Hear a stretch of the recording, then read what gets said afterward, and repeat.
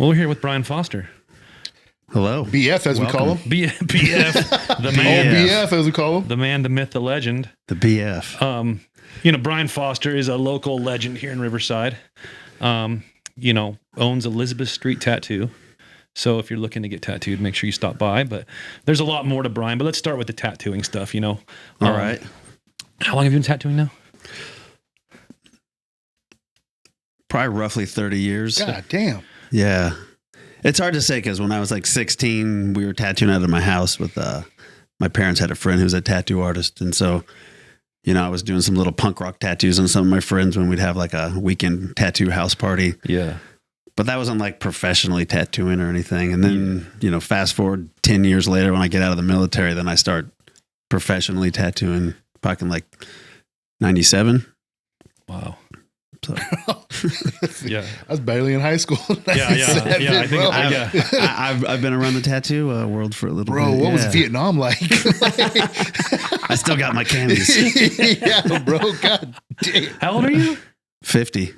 Okay, yeah. That's not, You're not. that's not, Yeah. that's not terribly old. No, yeah, but you were just. I'm fucking happy I'm 50, man. I got to grow up in the 80s and the 90s. And That was a good time. Yeah. fuck, when I look back, I mean, you never know. I mean, these are probably good times right now compared to what 20 years from now is going to be. But I think times when growing up during that time were a little bit more innocent. yeah. And you could get away. I mean, we were talking about this yesterday, actually. Me and Amy, we were driving. It was like when we were teenagers, you could get away with so much more stuff. You could say retard and not get backlash. Well, not even that. Like you could steal your parents' car when they weren't around and there was no camera to catch it. You know what I mean? Like these things that you could do, and as long as you were smart about it, you get away with it. Now it's like, now it's like you leave your kid at home, when they're a teenager or whatever. Well, if somebody came over because you got 15 notifications because these cameras went off, and you know what I mean? Like I got 5 cameras. Oh yeah, I know. I have cameras in my whole entire property, inside my house, outside my And house. everyone carries a tracking device around with them too. So there's exactly. all that. Yeah. So I mean, it was just a little bit more of like an innocent time almost, but just again, like you weren't under nonstop surveillance. And it's like surveillance in a weird way because it's like we're doing it to ourselves. We're surveilling, like we have cameras all inside our house, and it's me and my wife. Like we're surveilling, you know what I mean? Like, and it's mostly to watch the dogs when we leave, right? But it's like, when we leave the house and like her mom would watch it, well, I can see what her mom's doing now. Like it's kind of weird. Close the bathroom door. Yeah. Why is your mom in her bedroom again? But why is she wearing Steve's boxers? Yeah. I was reading, I was fucking doom scrolling the other day, and it was like, they have those, what do they call it? Like baby boomers and then it was like millennials. And they say now they have a new one. It's like zennials. I can't even keep up with all these fucking classifications of everything anymore, let alone, don't give me a new one. I just didn't want to be, they were always like jamming me into the millennial part. I didn't want to be a part of that. So they have this new one. It's like zennials, and it's like 77 to like 83. Okay. And it's like it's like a generation of people that grew up in the 80s, 90s and grew up in a analog age and was pushed into the digital age as it came along. Right. And I'm like, that makes a lot of sense. You know what I mean? And because everybody else kind of came up in the digital, like later on, or anybody born in the 90s fucking came up in the digital age. You know what I mean? They may be 90s kids, but by the time you don't know, and you didn't know anything that was going on in the 90s. You know what I mean? So it was kind of it is kind of interesting. It was cool. I would not want to grow up with all of my activities being recorded and viewed by everybody. Like that would be terrible. And it's weird too, because like my nephew plays, pretty high level baseball. He's a freshman in high school, and they're pushing these. He's not really on social media, and he doesn't care about that kind of stuff. But they're like pushing these kids to have social media because college ball. Yeah. Right. They have to have these accounts to help them get scholarships. You know what I mean? Which is kind of a fucked up way to do things, realistically. You need to do it based on the kids' athletic performances in school. Right, but that's just not the way our world works. Nope. Yeah. And so, I noticed that in the fight world. Like if Frank Shamrock was teaching me way back in the day, like, hey, you got to kind of have to put on a show a little bit. Like there needs to be a good guy and a bad guy. Yeah. Which one were you? I wasn't either. I was like, no, I'm just going to kick this dude's ass and then I'll just keep doing that every time. And then I'll be the fucking best guy. Like, fucking, it kind of worked, but not really. How many professional fights do you have? 22. 22. And when did you stop fighting?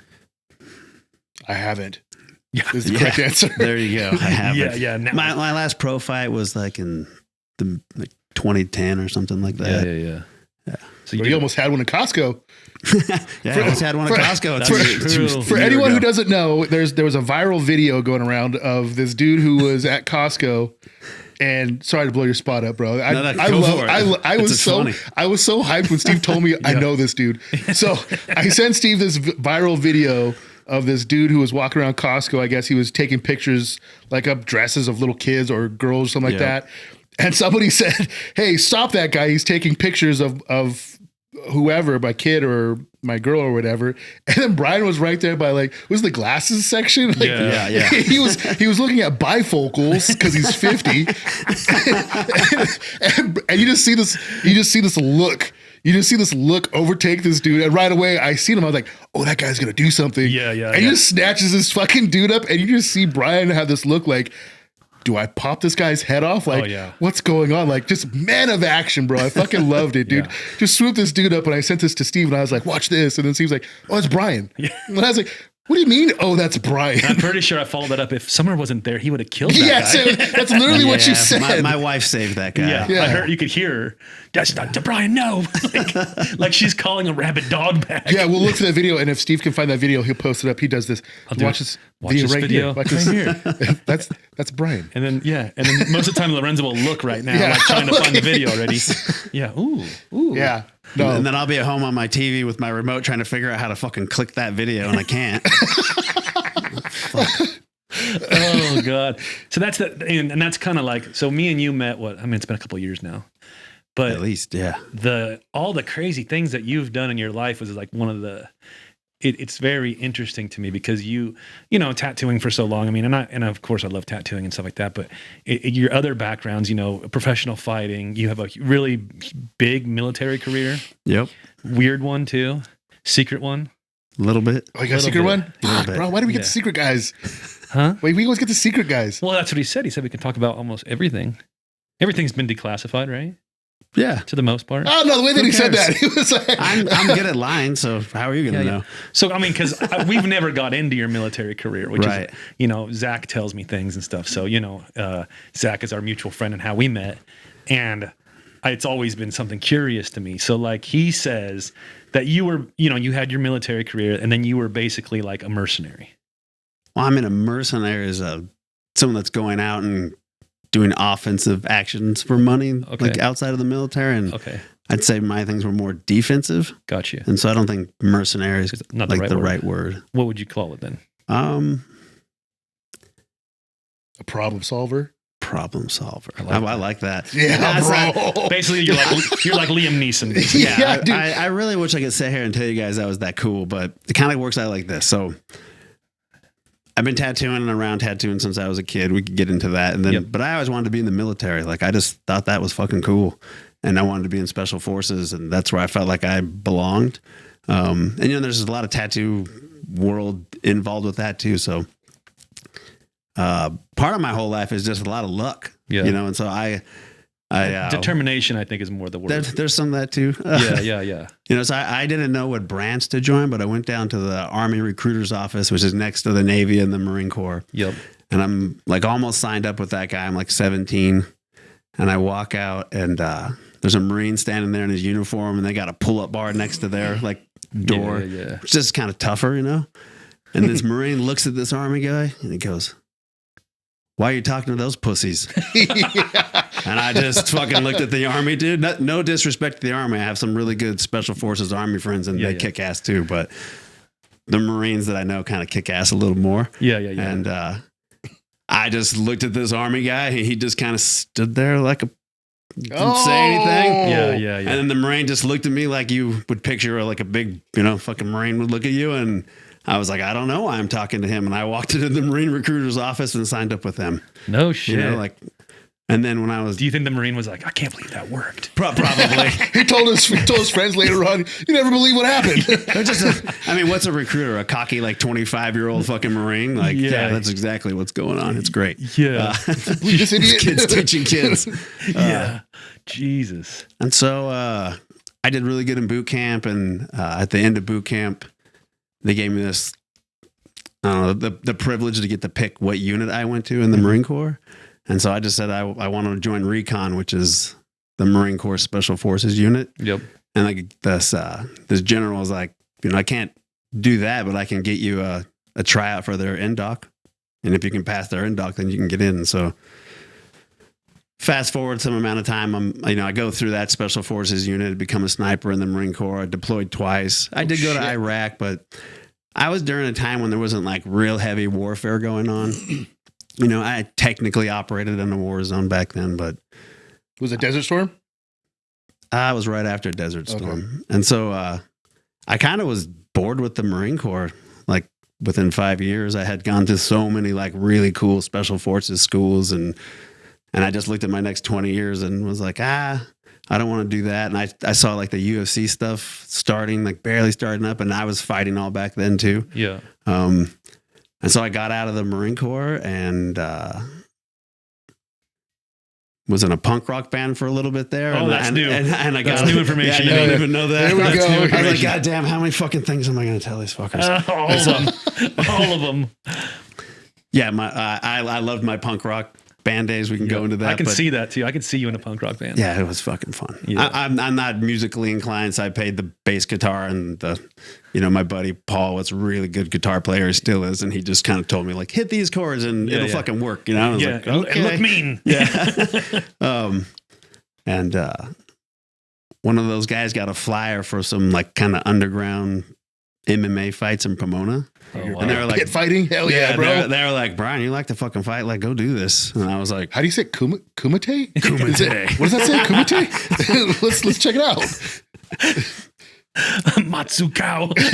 Damn. So I'll go down to Pomona and fucking just signed up and did my first kind of underground cage fight, and I won, but I fought this jiu-jitsu dude who was fucking my arm up the entire time. He just wasn't good enough to break my arm. Yeah. And Pussy. yeah, pussy. And that kind of started my MMA career. Yeah. And then, I got to travel to Japan and fight, and fuck, my Jamaica fight story is great if we get to that. Yeah. I've had, been really lucky to have Dan Henderson as one of my main training partners, and I've gotten to travel around him around the world. And How did that relationship come to play? I was training at a smaller gym in Pomona, and Dan would come in there like once a week and trained, and he was the only guy that could come in there and just fucking manhandle me. During the Pride and Yeah, very, very beginning of Pride. Dangerous Dan. And man, yeah, I think there had been one or two Pride fights already when I met him. And but he was the only one in there. Everyone else I wasn't saying like I kicked everyone's ass in there, but he was the only one that could just literally like look at me and be like, I'm gonna throw you to the left, and then throw me to the left. And You couldn't stop. I couldn't stop him, and it's frustrating. Yeah, I bet. But like I've already gone through a lot of cool phases in my life, and I'm like, well, get to know that guy and like train with him. Like he has something that you don't got. Yeah, yeah. And then, later on I find out he's this Olympic athlete, and he's a fucking Pride fighting championship. And I'm like, okay, that doesn't make me feel too bad that guy can kick my ass. And so Open weight Yeah. champion at that time too. Yeah, which is yeah, fucking it's gnarly, fucking- bro. Yeah. That was the good old days. Yes. And my favorite thing, which is a tournament. That's when, multiple times. multiple people show up and only one winner that night. Yeah. That You was- have that three was the fights in gangster one days. night to be able to. I got to do one of those in Jamaica. This episode of Shoot the Shit podcast is brought to you by Law Tigers. If you or someone you know has been in a motorcycle accident, make sure you call 1-800-LAW-TIGERS and get the help you need today. If you're on Instagram, make sure you check out lawtigers.ie and follow Chris for all things going on in the community, fun rides, events, and everything else in between. We'll be with him soon doing some rides and having some fun, so make sure you come check us out. 1-800-LAW-TIGERS. This episode of Shooting the Shit with Speed Kings is brought to you by Thundermax, the absolute gold standard in performance. If you want your bike ripping like a pit bull who got into your grandpa's Viagra, you've found the place. Check out all their ECMs at store.thunder-max.com and use code SK10 at checkout. Yeah. It's fucking cool. Well, I guess we're getting into Jamaica. So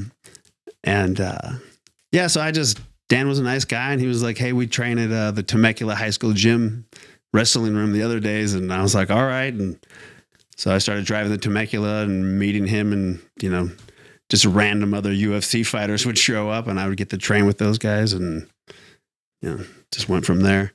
And then I backed out of the fighting career when I was in my early 30s, and I saw that like one organization was taking the entire fighting space over. And, you know, I see the goods and the bads of the UFC. Yeah.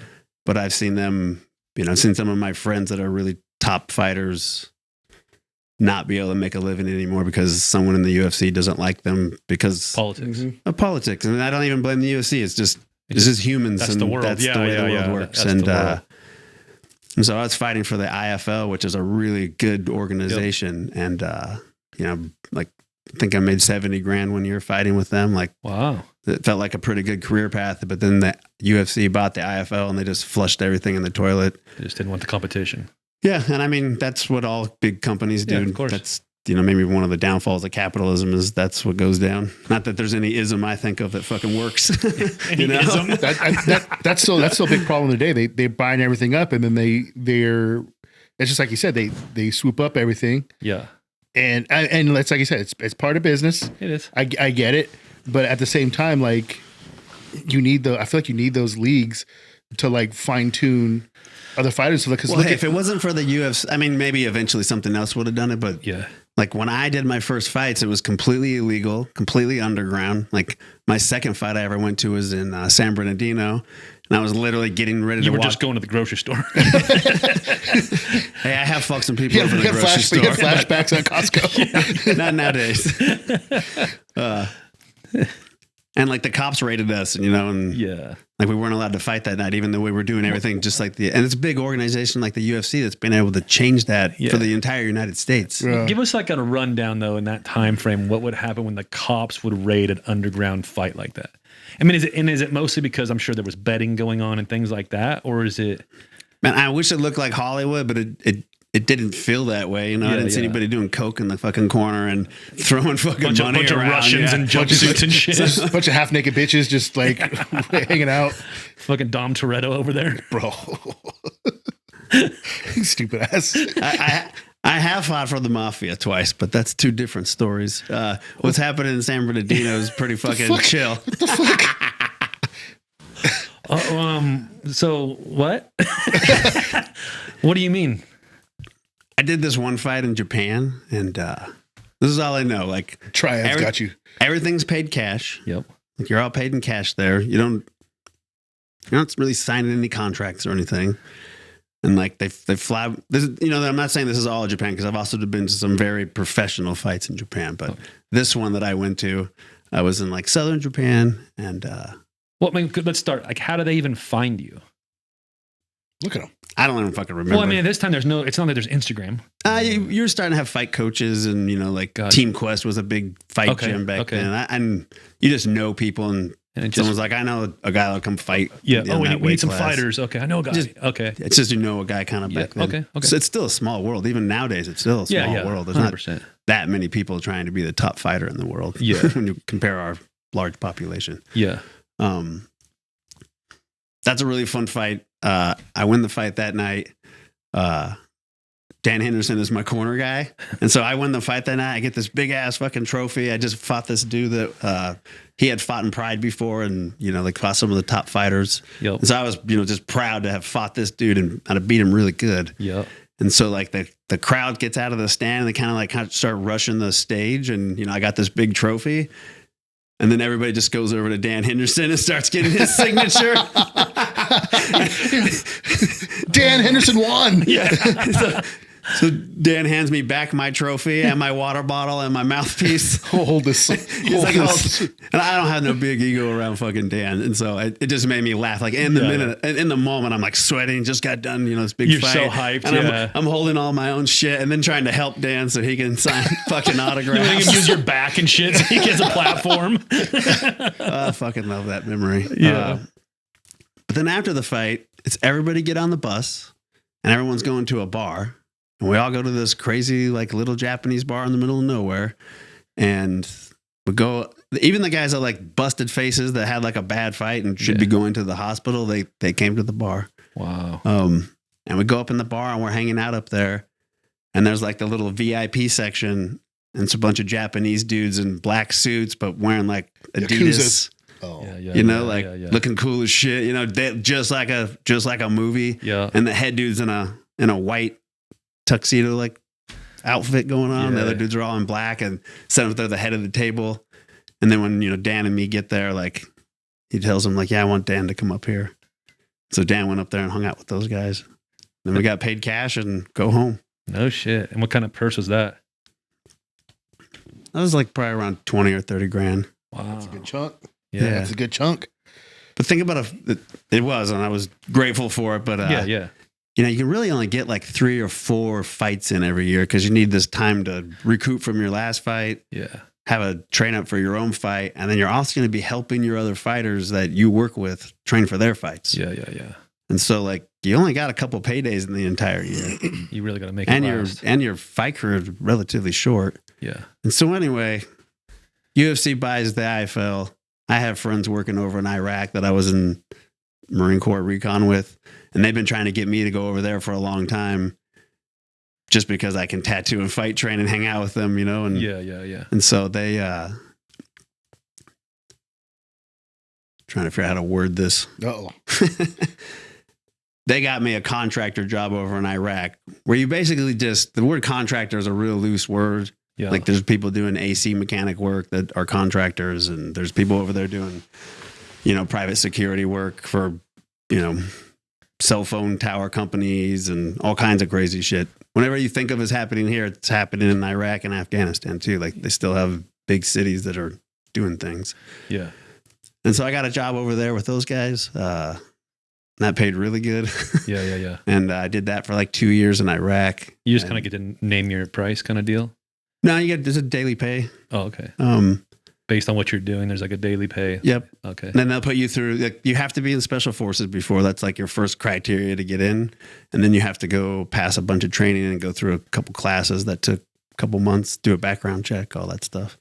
And then I did that job for like 2 years. It got a little boring because I just basically lived on a base in Iraq. It wasn't terrible. It was like, I deal pretty good with, you know, bombs going off and weird shit like that. Like, Boring. boring. Yeah. This guy's not even punching me in the face. Yeah. So I got that couple years, and then that, you know, it's not what you know, it's who you know. Yeah. And so that opened me up a job to go to Afghanistan. And there I lived in a safe house out in the city.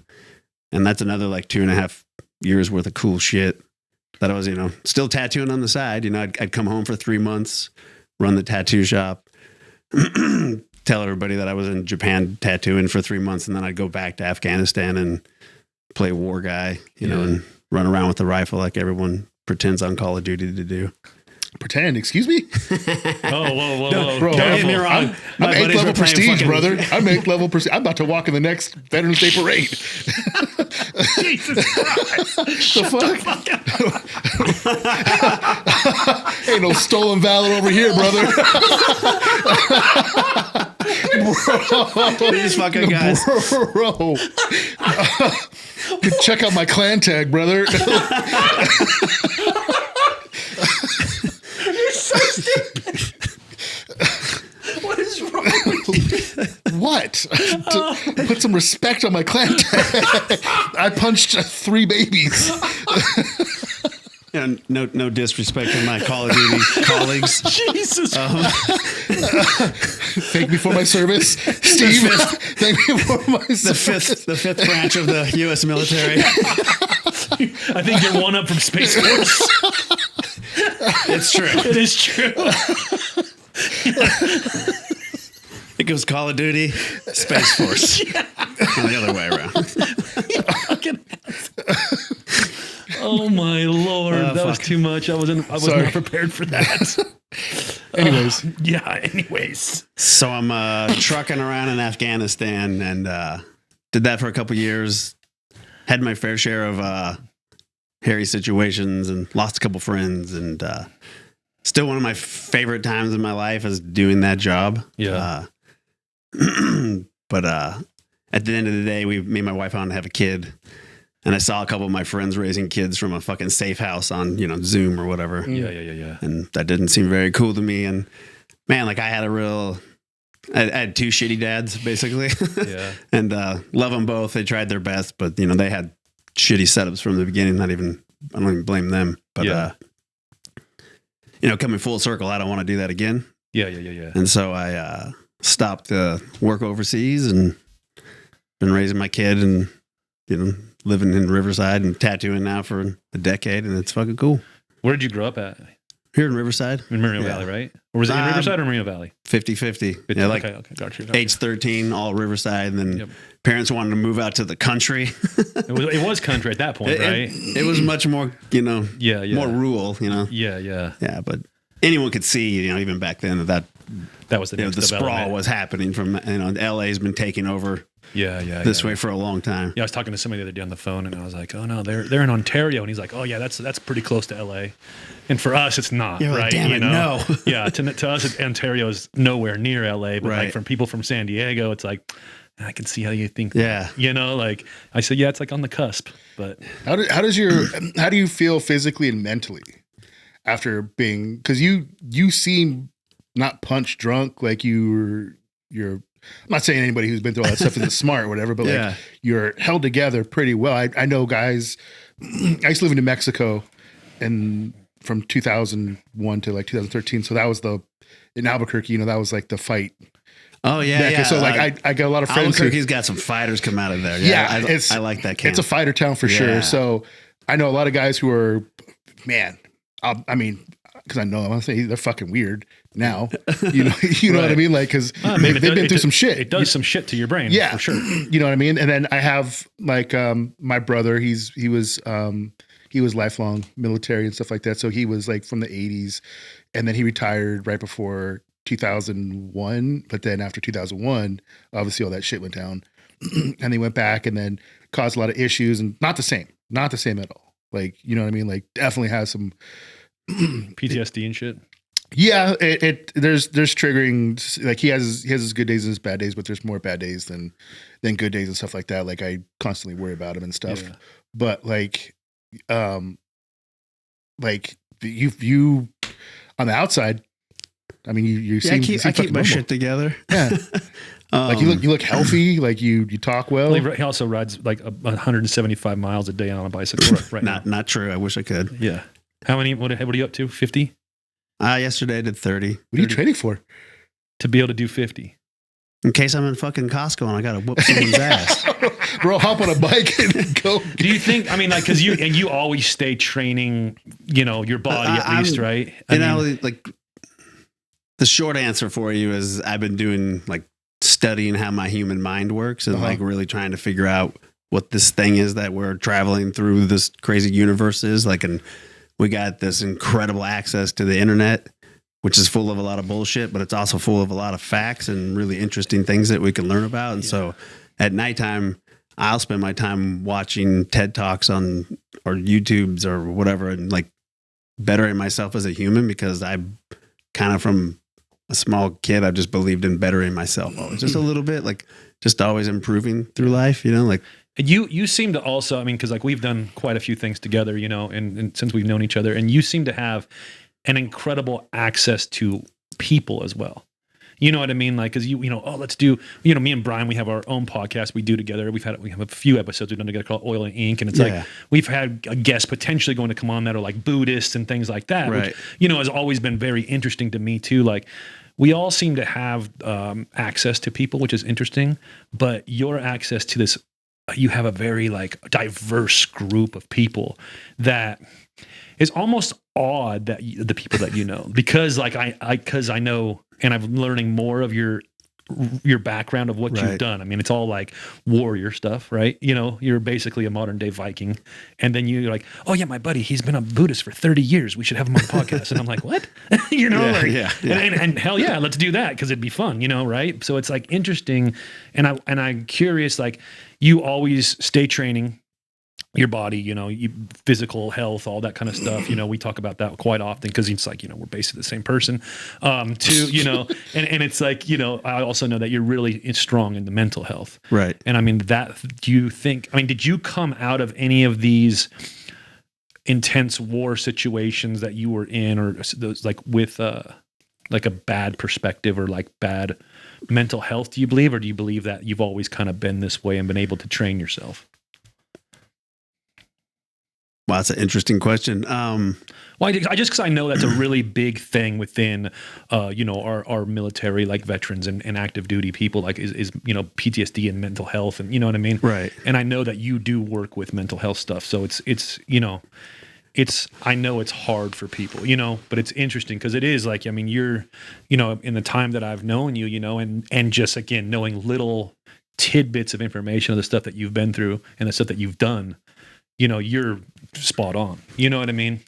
There's some people I've met in my life that are able to kind of compartmentalize, or it just doesn't bother them as much. Like say, the wartime things that a lot of people get triggered by. Yep. And me and, many of my other vet friends, like, don't get triggered by that the same, like, or we compartmentalize it and we put it over here and then we go back on with daily life. And, working with some of the special forces guys that I got to in Afghanistan, like there was like top notch dudes right there. And, some of those guys have been through some really hectic things that, like I don't even pretend to have gone through, and they handle it. Yeah. And then there's a lot of other people that see the smallest thing and it triggers them, and like, they can't handle that. Yeah.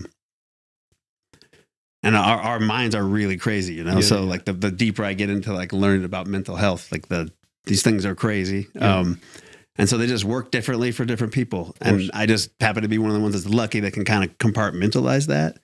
But, and I used to think, I honestly, in my younger days, used to think that PTSD was kind of for like people that were pussies or something. Like it wasn't for top tier dudes. Like we just don't do that. Yeah. And, I got hit on my motorcycle on the freeway at 75 miles an hour, like just blindsided out in Banning, just cruising in the carpool lane at like 8 o'clock in the morning, not the carpool lane, the slow lane, which is like 75, the semis are doing. So yeah. I was just cruising and some guy was going to miss his off ramp and he just shot from the fast lane straight across and just T-boned me on the freeway. Jesus Christ. I had all my riding gear on. Luckily I'd been doing karate and fight training since I was a kid. So I naturally just rolled like a judo roll down the fucking 10 freeway. Yeah. And relatively unharmed, wrapped out all that up, and a couple of days later I got in a car and was driving and I went to get on the freeway and my fucking hands started sweating and I just started sweating on my face and I could, I'm in tune with my body. I could feel my heart rate like really racing and I was just like, what's happening right now? Like, what is going on? And it took me like a year. I'm also fucking stubborn. So I was like, well, you're just going to go on the freeway and sweat, aren't you? Yeah. You fucking pussy. You fucking pussy. Yeah. And, I just was like, okay, well, I just won't go in the fast lane, and I just baby stepped it. That made me realize like, wow, like PTSD isn't something that's controllable. Yeah. That's crazy, right? It's also not just for vets. Like, and people can have some kind of traumatic thing that's triggering for them. I think it's just your mind reacting. Like you don't, because I was in a car accident. I had gotten T-boned. A car ran a stop sign. I was going down a residential street and I got T-boned. It was a car. And I didn't realize how bad it was, but in the skid marks, you can see I did a 360. I ended up in somebody's front yard fence. Like I put through the fence, whatever. I didn't realize how bad it was. It was an OBS body style Chevy. Mm-hmm. And she just, like I said, she just ran a stop sign and then just T-boned me. And I get out and I was like, oh, is she okay? And she was like crying, freaking out. And I was like, what are you freaking out? And I looked over at my car and my car was just smashed on the side. And I was like, I didn't seem that bad. But then after I got my car back, I went back to driving and there was a car pulling out of the grocery store parking lot. And it was the same thing. I was like, I tensed up. I was like, are they going to stop? Like, what's going on? And I was like, I remember thinking at that time, I didn't understand that was PTSD, would be considered PTSD. I was like, why did I just freak out? Like, why did I just do that? Like, Amy has that shit from a car accident we got into years ago. I was driving. Wasn't fun. So we're going on tangents here, but you know, your mind, the way that I'm like the training that I've been doing and the way I've been looking at it is we basically have these minds that create 60,000 thoughts a day, and they're doing whatever they want. And the society that we live in and that we grow up in, we never address it. Yeah. We never teach our children. We're never taught as adults that you have this thing up here that's an organ, no different than your heart or your lungs, and you can't stop or control those. They just work. Yep. And your brain is the same thing. It's just another organ, and it just produces thoughts, and you can't control them. You can't stop them. You can't slow them down. You can't sit there. I've hung out with lots of Buddhist monks and stuff, and like trained with some of those guys, and you know, like you can go talk to any of them, and none of them are going to tell you tune your thoughts off. Yeah. You know, it's quite the opposite. So what you do is you do brain training. And so just like if you want to be strong, you do push-ups and you get stronger. You do the same thing with your brain. You have to start training to be aware of your thoughts, and then you'll start having levels of success of understanding what's happening up here and being able to. You'll never control your thoughts and your actions 100% because you're also just a machine and you're operating off of your hormones, which are just signaling cells that are telling things to do shit. Yeah. You know, going off of these perceptions that we have that we see and hear and smell and feel. And if you have no idea of what that thing's doing, if you can't observe your thoughts just happening, then you'll be what most of everyone around me is.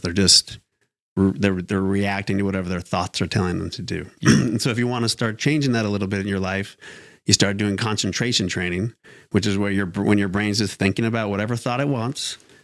And there's a million different traditions that do this in a million different ways, but you just focus on something. It could be these sunglasses on the table, or you could sit there and you could focus on your breath, which is really easy. Yeah. And while you're focus training, or your concentration training, that's doing push-ups. And it's helping you just be aware. And you might make it like 3 or 4 seconds. And then you'll think about what you're eating for dinner, what time the podcast is going to be over. You know, like, are you thirsty? Like whatever that next thought, because this thing's still going to produce 60,000 thoughts a day. Yeah. And while it's doing that, you can be like, nope, I'm looking at the sunglasses. Or nope, I'm breathing. There goes that other thought, and then your thought will go away. And then every time you bring your thought back to whatever you're concentrating on, you're doing a push-up. And so if you want to be a really good mindfulness practitioner, like you want to be the most hardcore about it, you go live in a monastery where 24 hours a day you're doing brain training. That's what those guys are doing? That's what they're doing. Like that's what a Zen Buddhist monk is doing. They're just doing brain training all day. Basically sitting there meditating. Like and for them, the word meditation is just concentration training. Gotcha. So like when you eat your food, you take your spoon, you put it, you pay attention instead of us fucking Americans. And I'm still this guy, right? Like I still just fucking eat my food, but I've gone and played these other games and I see the benefits of them. And so they'll eat, like, get your bowl. I'm holding my spoon. I put it into my food. I put it in my mouth. I put my spoon down, and then it's usually about 30 bites. You sit there and you chew and you think about chewing. And when your brain's like, what's my neighbor doing? Nope. Back to chewing. And you'll chew like 3 or 4 times and you'll be like, what are we doing this evening? No, and back to chewing. You're just doing push-ups all day long. And then when you're in your car driving, an asshole cuts you off, instead of being like, this motherfucker, you know, like, I'm going to go fuck that guy up, because I got some really good car rage stories for you. I don't do that anymore, but I've pulled some people out of their cars around the Riverside area. And I'm still not above it, but for anyone who thinks they're going to get slick after seeing this. Just a side note. I still train with Dan Henderson. Yeah. So now that guy will cut me off. And my first thought will usually be like, fuck that guy. But then, because I've been doing my push-ups, you know, like I almost do it every day. I still do my push-ups. And so my second thought will quickly come in and be like, nah, that dude doesn't get to ruin my day. Yeah. He's either a fucking idiot or someone's dying and he's trying to get there real quick. Yeah. Probably an idiot. Yeah. And then I can just slow down because I don't need to be in a rush anymore in my life. Yeah, like I kind of laugh at everybody that's speeding around me now. Have you met Austin? No, not that I'm aware of. Our friend Austin, we did a podcast with him. He was also military, but he like and I may get this wrong, and he's gonna, he'll let me know if I get this wrong. He reads a ton of books, and like he turned us on to like Marcus Aurelius and like all that philosophy and Stoicism and all that. Love Stoicism, yeah, I love all that philosophy. And so he's just like same kind of concept. So, yeah, similar somebody can mentality cut like you that, off, and what did that 4 seconds do to your life? How did it change your life? Yeah. You know what I mean? And it didn't. Move on. So I'm better at that now. Yeah. And so it's that kind of training. Did you have anger because of your background and the things that you've done prior to that type of training? Do you think you had anger issues, or like you said, like pulling people out of cars, like outbursts like that, because you can, you're able to physically, what do they say? It was something like, like 80% of men don't know how to fight or something like that, like truly know how to fight. Right? Well, seeing There's that a really small percentage of men that actually know how to fight. Yeah. And being one of the people that do know how to fight, like, do you think that you had like little things like that? This guy just fucking cut me off, I'm following him. Well, yeah, you can see it in his eyes when and at that Costco video. That was a little bit more serious, though. I think you can see that it's still there. Well, you can like, oh, there's again, something there. I didn't know that, but I was like, that guy looks like he's capable of something. Yeah. It's almost like. Again, I'm not trying to have an ego and brag or anything, because there's some guys out there can fucking annihilate me nowadays. Like some of these new fighters, some of the stuff I see them doing is phenomenal. But for the average guy, even if you have like low level fighting, that's actually better for me than no fighting, because if someone has no fighting skills, they do weird shit when you grab them and throw them around. Yeah. And someone that has a little bit of fighting skills, they're way more predictable, and so they're easier to just beat up. And so it's like I walk around with a false sense of ego that pretty much anybody I see that's under 300 pounds, like, I could take you out, even if you're a big bodybuilder. You ain't getting me. I have the same mentality when I go to my kid's school. I guess I'm going to stop my diet right here. 301, bitch. Let's go. But man, I'll never fight anybody on the streets now. There's people got knives and guns and shit, and I don't want to go to jail. Like, and I'm just not that kind of violent person. But I have that confidence when I walk around and someone gets in my face about something. Yeah. And it's, as a pro fighter, like, it is really easy to manipulate someone's body if they don't know how to use it. Yeah. It's like what Dan Henderson was doing to me. And I already had 2 or 3 pro fights already. And Dan walked in at that level and just did whatever he wanted to me, just ragdolled me. Because we're really actually pretty predictable when you push you this way, what you're going to do. And then you just think like 3 or 4 moves ahead of that. Yeah. And so it's like push, and Topple. Yeah. Yeah. I'm going to teabag you. But now, how did you get in a situation where you're at how long were you at a monastery for? And how did you get in that situation? I for some reason just thought like Asian philosophy was really cool, but I also like read Norse mythology and a lot of that. And I wish I knew more about all of it, because I just think all that ancient wisdom is cool. Like, the humans that walked around here 2,000 years ago weren't stupid. Like, they were really smart. Yeah. And all the stuff that they write about from 2,000 years ago, we're doing today again. Like, we're just kind of apes all repeating the same thing. So they got old wisdom, and like, it doesn't really matter which one of the traditions you go look at. They're going to have some kind of form of like being aware of what your thoughts are doing. That's it. And then different ways to deal with that. And so coming back to bike riding, for this ape that I am, this human, and how I work, I have a lot of energy. Yeah. And so if I do a lot of endurance work and exercise a lot, that releases the hormones and chemicals in this body that make my brain really calm. And so if I've been doing a lot of exercising and that guy cuts me off, and I've been doing my mental push-ups, doing those workouts, I'm chill, man. Like, it's been like 10 years of working on this, but now, and I'm not great, like only a couple months ago, I just had one of those days where I was, pissed off of whatever was going on in life, and some dude cut me off and then flipped me. Did some shit to me that I was like, that is just the wrong way to treat another human being. Yeah. And it made me get mad. I'm going to show this guy how to treat another human being. When that happens, let me go make sure he's okay. Yeah. With my fist.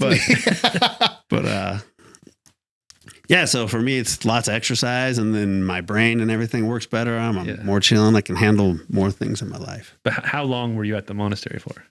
I think that the longest I spent there was a week. Oh, okay. Yeah. And how did you get, you just walked in? Like, you're just like...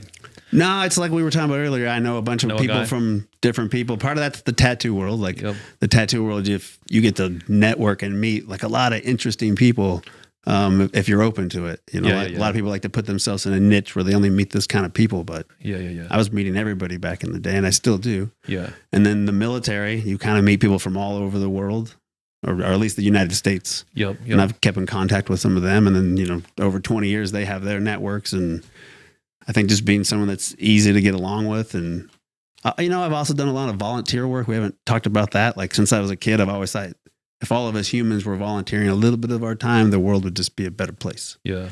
So, you know, I've, Well, let's get into that. Volunteered. What do you mean volunteer work?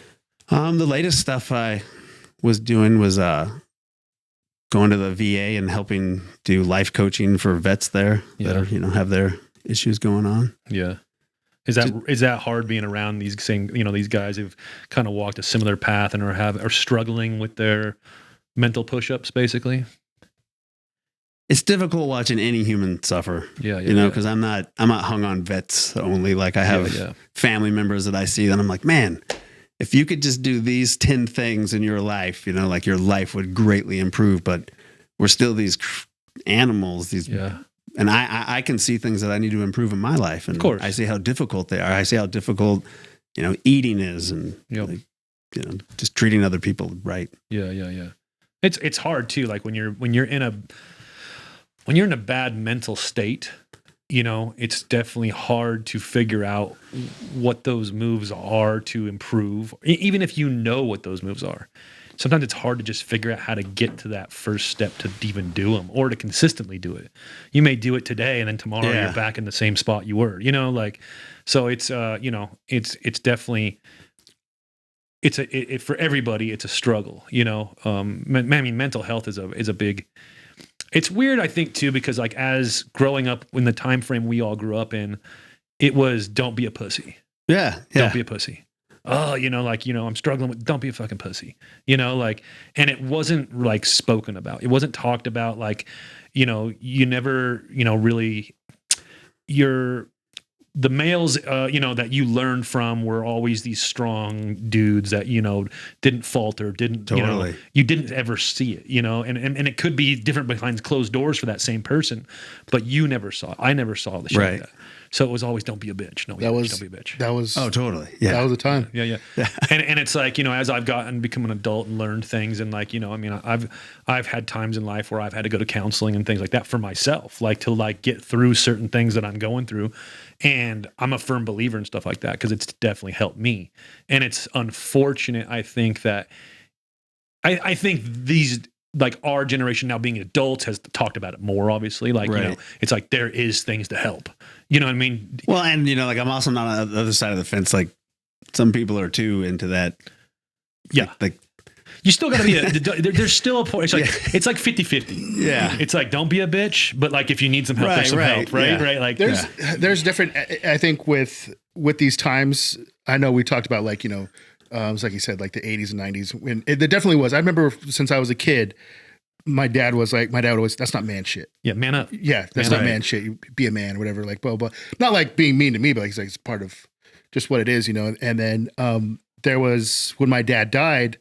I didn't cry or whatever. Like I just, we got to handle business now. Like blah Right. blah. You know. So I didn't grieve correctly, I don't think. And then at one point I had a meltdown. Yeah. And then it was a learning experience. I definitely feel like I handled it not the best way. I definitely took to drinking at that specific time, and I just wasn't the best person that I could have been, I think, for that situation. But that's just kind of how I was dealing with it. I was using that as a suppressant. Yeah. And then when my stepdad died, I learned from the first way. I was like, dude, I need to deal with this. Like, I didn't drink when my stepdad died because nothing good was happening from that. It still wasn't the easiest process, but it was better. Like I felt like I was able not move on, but I was able to Understand and accept things like how they were, and then not spiral like I did the first time. Yeah. And then, but like now in these times, like there's different things. Like I have like a lot of friends and stuff like that now that came through. There's all these different avenues that are out there now. Like there was I'm sure this is going to help people hearing, Brian, stuff like that. But I had a message this weekend. Somebody had messaged me that I don't know, just from the podcast. He messaged me and was just like, "Hey man, like appreciate it. Like you listening to you guys help me get through." And I was expecting him to say like, "Help me," like, because people tell me all the time, like, "Bros, I listen to you guys when I go to work or whatever, like when I'm traveling, stuff like that." And that's what I was kind of expecting. But he was just like, "Hey, I had a messy divorce, and I kind of like it was I forgot the exact wording. I have to go look through it, but it was along the lines of it was really bad divorce, and I kind of just along the lines of saying it's like I didn't feel like going on, like you know what I'm saying?" Yeah. And he was just like, "You guys, listening to you guys, like, bullshit and laugh and stuff like that, help me get through some of these things or whatever." And he was like, "I thank you for that and appreciate that." Yeah. That's like, so cool. Shit like Yeah. that, shit like this helps. Like, there's different things to go through it, and it doesn't have to be public. Yeah. You know what I mean? Like, even on the down low, there's stuff to help. There is. Right. You know Well, what I now mean? too, you have all this like you can see a therapist from your computer. Yes. Which is great, right? But also just on a side note, we don't just tell dick and fart jokes. We actually help people. Just Yeah. No. And that's super cool that you go to the it's the VFW, right? Like to the VA. the VA. I'm VA, sorry. yeah. Yeah. The VA and stuff like that. My dad. I mean, I wasn't living here, but he worked for the government in downtown San Diego, and then he was in Vietnam. And my stepdad was, well, both my dads were in the Marines, in Vietnam and stuff like that. And then, but my stepdad had like, I'm sure your prestige makes them proud. That's why he's so fucked up. It's their fault. Like, my it's not stepdad his gave fault. me his Purple Heart, bro. You can see it on his Call of Duty badge. He wears it when he's streaming. Yeah. So, but before I moved to Albuquerque, so my stepdad, like I knew he like had half a stomach. Like Vietnam was gnarly for him, like blown up, bullet holes, stab holes, stuff like that. Like different times, stuff like that, obviously. And then I remember like right before I moved away, because he never talked about any of this stuff, or whatever. He showed me like his drawer with all his medals and awards and stuff like that. And then like I always knew he was kind of a badass, but then when I saw this stuff, I was just like, "What the fuck, bro?" Like I had no idea. I didn't know what a Purple Heart was, any of this shit. And then he was kind of telling me, and then that was the first time I ever seen him cry, ever when he was talking about it. He didn't tell me the stories. He told me one story. It was pretty fucking gnarly. And then I remember after that, he started to, I kind of felt bad, like it was almost my fault because I asked him questions, but I never asked him because I didn't know. So it kind of started a snowball effect with him and stuff like that. And then he was outside, I guess, on a break one day, and he had his first episode of like a flashback Yeah. type of thing or whatever. And I mean, I don't want to get into details of what happened, but it wasn't good Yeah. out in public. So after that, like it was more present now and stuff like that. Yeah. Like all of a sudden, like I noticed his attitude changed, like yeah, he ended up having to be on medication and stuff like that, which I mean, you know what I mean? Like it's kind of weird, Yeah. you know what I mean? To get him to mellow out. And then, but like, I don't know, maybe there was at that time, but like the VA was hard. Like he hated going to the VA and stuff like that because it was hard to get appointments and stuff like that. And he also could have just been a bitter old man at this point. You know what I mean? My dad was in Vietnam. He's still around, and he got same thing. He was in a unit and got shot down in a helicopter, and he's all fucked up for Vietnam. And I basically can't talk to him very much anymore. Yeah. Like I didn't know him for 30 years. He came back into my life when I was like 37 or something. Oh wow. No, older than that. So, No shit. but yeah, that's tough. Yeah. I wish his mental health is not good. Is that why you guys can't go Nah. talk? Yeah. Wow. that's my like I said, my brother, Yeah. he's the same. My brother's like my brother growing up, he was obviously my older brother, but like he was like my favorite brother, like, cause he had Sega. And like whenever I go over to his house and, cause he was over there. Sega. Like, he lived in Oceanside, but like on like military housing and stuff like that. And I remember like, he would be like, "Dude, I got Sonic." Like, dude, so he let me play. So like he was like the perfect big brother. Yeah. You know what I mean? Like he was like the cool one that would stick up for you. He was, Probably thought you were autistic.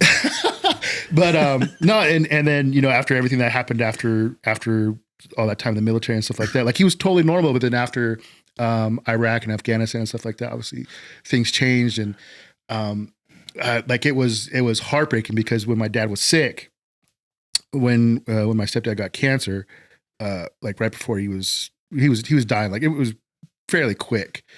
the whole thing that happened. And my brother came out and he was just like, as soon as he got there, he was just like, bro, he was like, I don't feel good. Like, he was just like, it's hard for me to be here, you know, to see him like this. And he was just like, I'm in so much pain myself. And like, I was just like, fuck, bro, like, what the fuck is going on? Like, bro, that sucks. Like, to hear him, like, you know, because I was gone for all those years. So the most memories I have of him were being that big, cool older brother. And all of a sudden I see a guy like, he's in pain. I don't know what to do. Yeah, yeah. You know what I mean? Like, almost wants to disassociate. Yeah, like for sure. And then, you know, when my dad died, he didn't come because he couldn't leave the house. Wow. He was just stuck in the house. He's like, I can't leave the driveway, bro. Like I'm having problems, you know, blah, blah, blah, this and that. And I'm just like, fuck, bro. Like, I wish there was somebody cool that could help you. Like, I don't know what to do because I was in that same mental, I can't tell my brother to be a fucking man because he's, you know, he's more of a man than I am, you know, but I'm just like, fuck, bro, like, what do you do? Like, people need that shit. And there is help though. And I mean, we're all stubborn though. It's probably hard for people to accept the fact they need to get that help, you know? Yeah. I mean, I know I've messaged you about some people too, and you know, cause I know that you do reach out and stuff like that for people. And, it's difficult, you know? Shit, man. Being human is just not easy. Like my mom never said everything was fair and that this life was easy. And I just try to always check back in with that. And it's true. I mean, and it's, you know, the last few years, I mean, for us too, for business owners, I mean, it's a whole new, and people that don't know me, I mean, you're going through some shit too, you know, it's like, it just seems like, fuck, man, nonstop fucking curveballs, right? I mean, and it's hard. It's hard. I mean, me and you are always talking about business things, you know, you know, everything that we all do. And it's, the last few years have been wild. Yep. You know, and it just compounds on everything else. And it's like that for everybody. It's not just us, you know what I mean? So, I mean, fuck, life's hard. Yeah. I'm grateful to have guys like you, Austin too. Yeah. Like that are kind of figuring out the mental aspect of being okay, like knowing what to do, like having somebody like that to bounce questions off of and stuff like that. Like, you know, I mean, fuck, we need more of that. Yeah. I mean, I think we do. I think you know, I mean, there's a lot out there, but there's a lot of, you know, having these discussions, I think it does help people. I would, you know? I for sure, I have my issues. Like, we can visually see those. We can visually see those. No, like there's certain things where like I know I need to be better at and like just mentally. Yeah. Like there's some things where like that don't register with me just because of what my life was like before. And I've moved on. I'm almost 10 years out of that lifestyle, that life that I had before. And for some reason, like I can't. For those of you who don't know, he was stripping. He was just, you know, he was doing a lot of stripping. To feel good about myself, I had to strip with other midgets. But yeah, like there's some things where like I shouldn't put that up. So my wife sees a counselor and stuff like that. She's been going through a lot. She just lost her mom. Recently, you know what I mean? And with the life that I'm surprised you didn't see a counselor sooner, just even with you.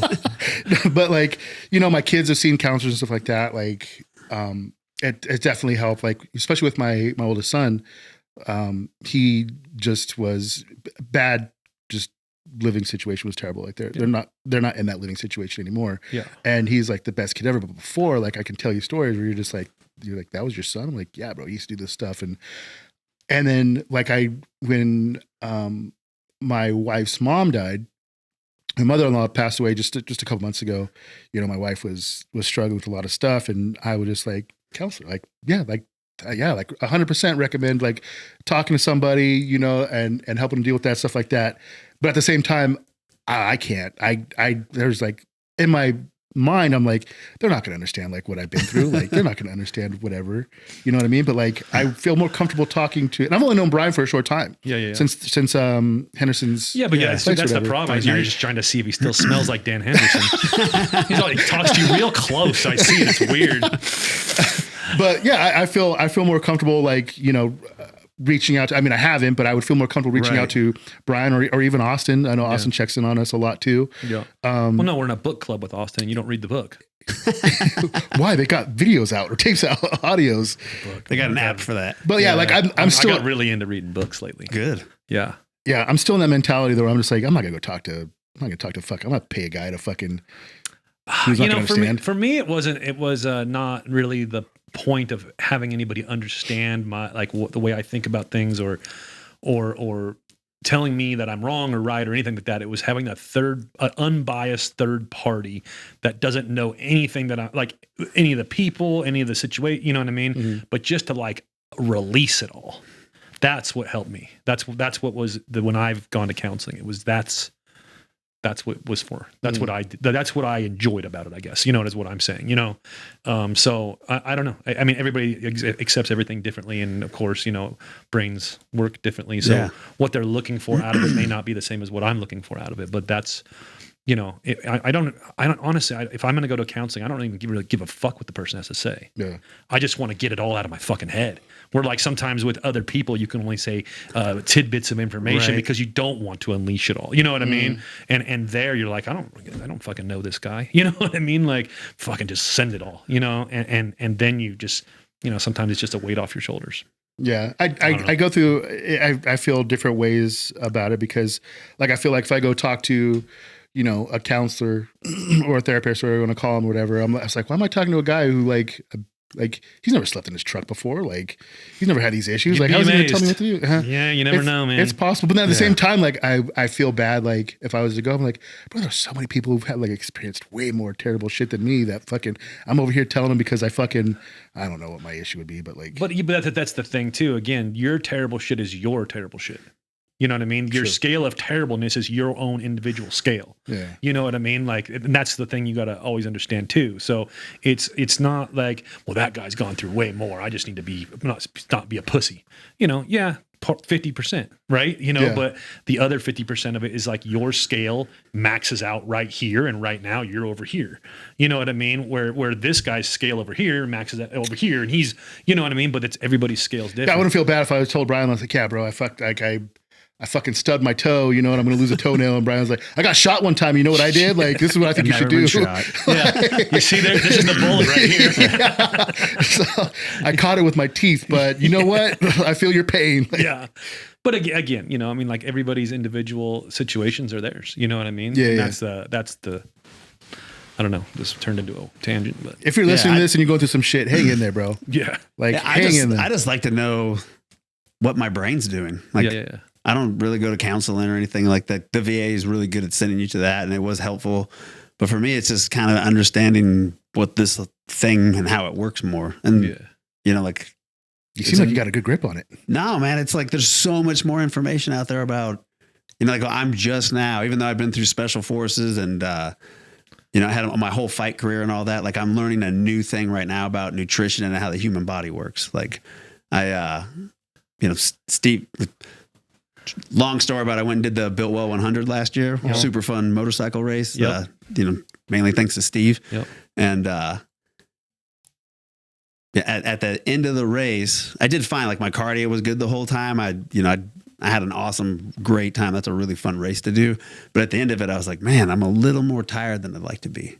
And so I just started looking into what, you know, pro athletes that ride motorcycles do for fitness. And then that turned into a tangent. And now I'm Just cocaine and Monster Energy. cocaine and Monster Energy. And lots of That's it. HGH. Yeah. It's just fun to learn. You just keep learning about things like that. And, you know, I keep opening new doors, you know, like learning more about how your brain works just through all this science information and old wisdom. Like, it's just real interesting. And I'd rather go through life kind of knowing what my mind's doing a little bit and like do those mental push-ups so that I can be more aware of it. And it's still a brain, and I'm still human, and man, we all make crazy mistakes all the time. And like, I just feel like I'd like to keep improving by 1%. I wonder by doing these concentration exercises, how that will hold up long term, like with your brain aging. You know what I mean? Like obviously Alzheimer's and things like that, or dementia where your brain kind of gives up. I wonder if that's the key right there. Here's the interesting thing that I've learned about. If you don't do concentration training, you kind of have two or three different, there's a lot of different models on how they talk about how the human mind works. So, in the simplest way that I've heard it, and again, I don't even sit here and pretend to know how the hell the whole thing works, but if a normal person, if they're presented a problem, they're light because now we can monitor all this just with all of our science. Yep. Your brain will light up in an area. Like some people are more emotional thinkers, so it'll light up over here. And some people are visual thinkers, so it'll light up over here. And some people are more, like, what's the term I'm looking for? Analytical. It's when you're too hyper aware of your surroundings all the time. Like that's more like what I have going on. Okay. And so a different part of your brain Spider-Man. will light up, Yeah. And then they take people through different, methodologies that do some kind of concentration training, and they put the people that have been doing that for like 30 years, they put those on the brain scan. And when they present them with the questions or problems, their brain is able to light up in multiple hemispheres at the same time. So they can be in tune with some cognitive thinking, but also some emotional thinking at the same time. Like the guy that cuts you off, like my old animal brain, my reptile mind, and it's good programming that's in me from when we used to live in groups of 100 or less. If someone disrespects me or puts my clan in danger, my animalistic pre-programmed instinct is to attack that person and stop that because I have to protect my tribe. Yeah. But we live in this giant tribe now, and like that's not reality anymore. Like that's not how it works. And so my brain now, like if the more I can get it to open up and think in different hemispheres at the same time when it's presented with a problem, the guy can cut me off now.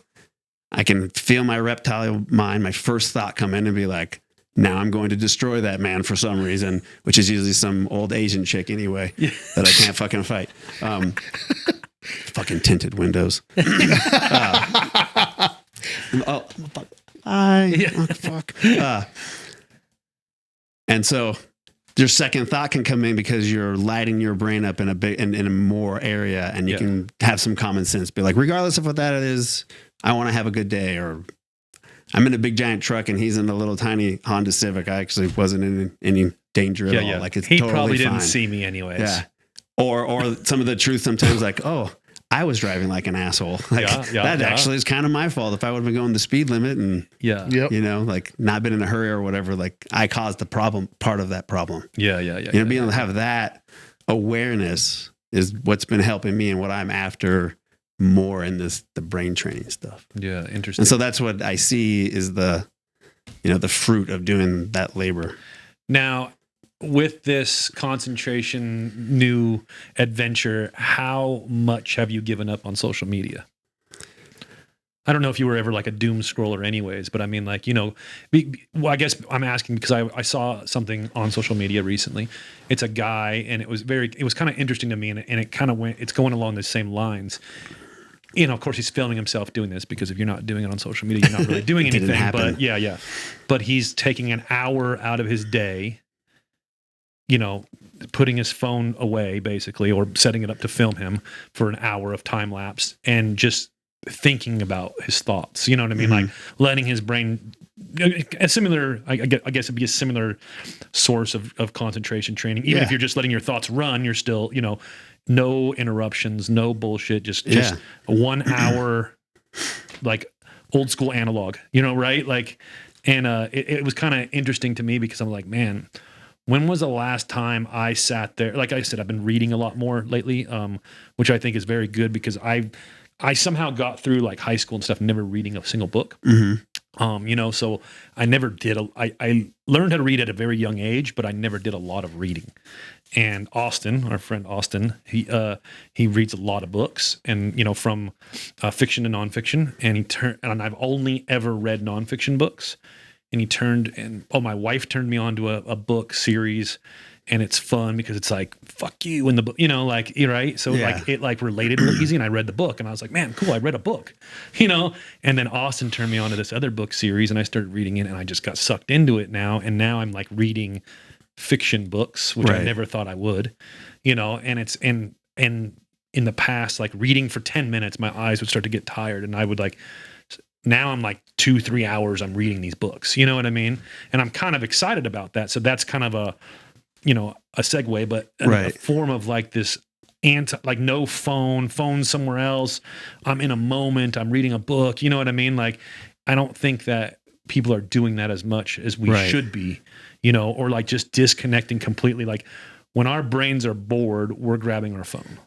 You know what I mean? Yeah. And I know I have these bad habits where I grab it way more than I should and just open that fucking app. And Yeah. like that, you know, dopamine or whatever I'm searching for, I don't know, you know. It's kind of like we want to, like with, you know, your question is, what do I do with social media? And so we Yeah. either want to be like, yes or no, like left or right with everything. Yeah. Like I'll answer it like this. I think that time is my most valuable, important thing. It's the thing I have the least amount of. You can't buy more of it. Like Yeah. my time is the most important thing to me. And so I remember when I was younger, I got into video games pretty good, and I watched how much of it sucked away of my time. Been there. And so when I take a step back and I look at what do I want my life to be like, Yeah. I don't want my life to be like video games. There's nothing wrong with video Fuck games. you That's just looking not the tool that I want to use for my extra time, right? Like yeah. I enjoy art. I've been into art since I was a kid. So if I'm going to like waste some time, I'm probably going to be drawing, Yeah. you know? And so for a long time, that's how I viewed technology and social media.